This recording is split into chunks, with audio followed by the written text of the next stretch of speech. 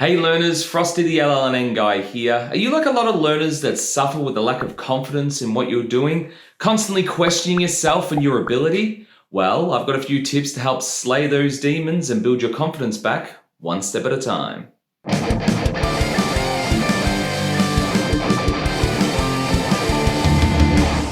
Fake it until you make it. Sounds like a bit of a throwaway line, but there might be something to that statement.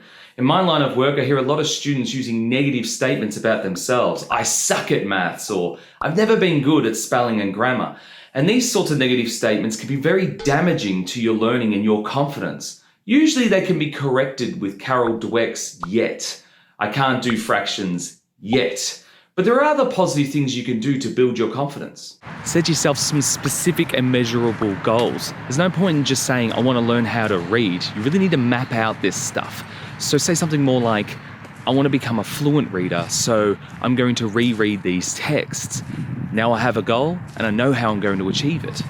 Really question that inner critic. In a lot of instances, we're our own worst enemies around this sort of stuff. So if you think your inner critic's getting a bit loud, say to yourself, well, there's no evidence that I'm a failure. That way you'll reinforce the fact that you can do anything that you set your mind to. Really confront your fear of failure. Jai Jang did a great project on this. It's called 100 Days of Rejection. It's worth checking out. He learned a lot of things, but the most important thing was that rejection became easier over time. And the same could be said for our learning. Making mistakes is just part of the process. You're not a fool for trying.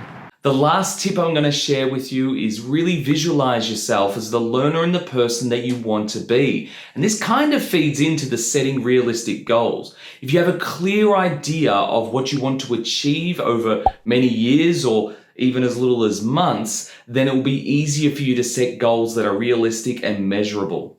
As always, thanks for listening. Feel free to ask me any questions. And if you have an idea of a topic or something you'd like me to cover, just let me know. I'm Frosty, the LLNN guy.